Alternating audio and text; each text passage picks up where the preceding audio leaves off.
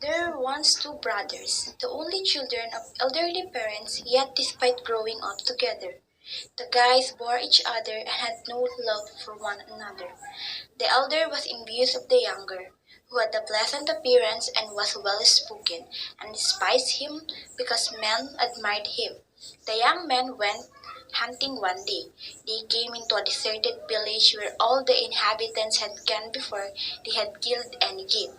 There was no trace of life everywhere, except for a long row of water pots that had been flipped upside down in the village center. "This is a strange thing," said the younger. "Let us turn these pots over and see whether there is anything in them." "No," replied the other. "There may be witchcraft in this. 'Tis not wise to handle them." So saying, he drove back and would have fled from the village. But the younger laughed at his fears and began to turn over the pots. "There is nothing in this," he said, lifting the first.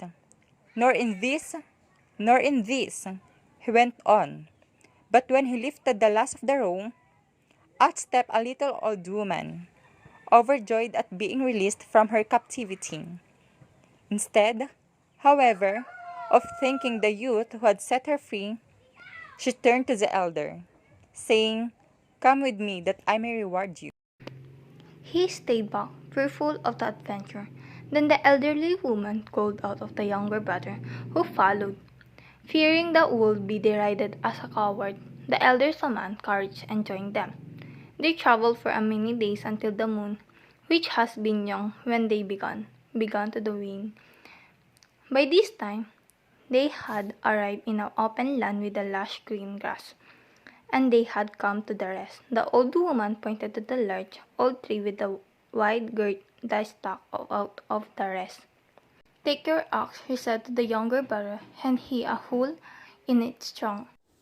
It was a giant's effort, but the young guy carried it out, and on the third blow a huge hole developed in the tree, from which a splendid bullock and then an entire herd of sleek animals emerged.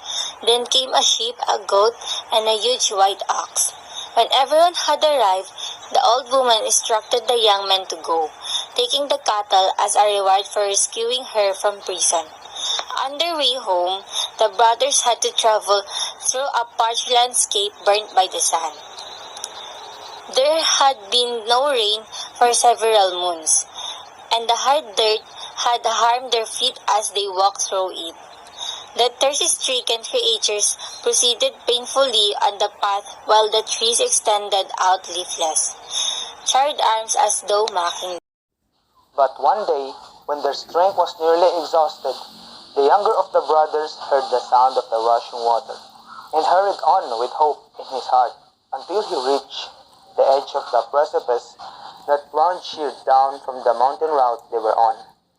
He leaned over the side of the rock, stretching himself out of the edge. He observed a deep, clear pool at its base, fed by a waterfall on the other side of the valley. But the plunge was so steep that no one could find a spot to put their foot. He raised his head and gave his brother a despondent look. "I die of thirst," said the elder, who had followed warily. "Take this rope and bind it round me, that you may lower me to the pool. If I do not drink, I shall surely die." The younger did his bidding, and when he had quenched, his thirst drew him up again. "It is now my turn, brother," he said, binding the rope round his own body. "Let me down that I too may slake my thirst." The elder lowered him that he might drink, and then, because his heart was evil, let slip the rope, leaving his brother to perish. When he reached home, his parents questioned him, saying, "Where is your brother, and whence come these fine cattle and sheep?" "Has he not yet returned?" said the youth. "He should have been here by now, for he set out homeward before I did.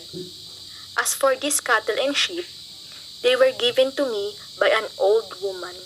Satisfied with his answer, the old people went to rest, but in the night the woman dreamed strange dreams of evil which had befallen her younger son. When the first streak of light stole her hat, she heard a bird calling, "Tishio, Tishio, your son has been left to perish by the water's edge." She wakened her husband. "Hark," she cried, "the bird tells of evil done to our son. Do you not hear it calling?" But the man laughed at her fears, saying, "It is the honey bird calling us too, where the honey is hidden, that he may share our feast when he rifle the hive."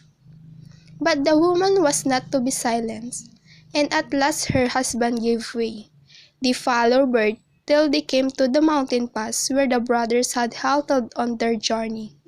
It paused for a moment on the edge of the precipice, and then flew down into the ravine, still calling.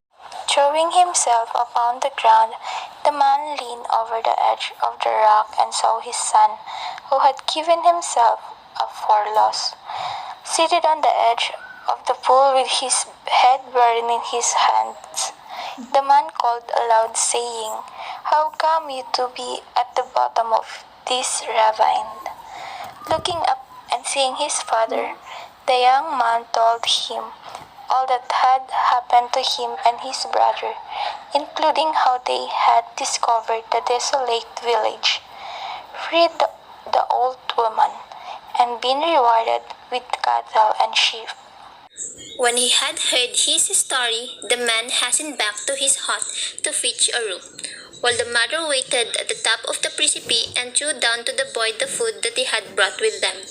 Having eaten, his strength was renewed. Before sunset, the father returned, carrying a rope that he threw to his son. His father drew him up against once the young man had bound it around him. The wife wept for joy at the sight of her child, but the father's heart was filled with rage at his firstborn cruelty. He promised to put him to death, but when they returned home, they discovered that the evil-hearted adolescent had vanished.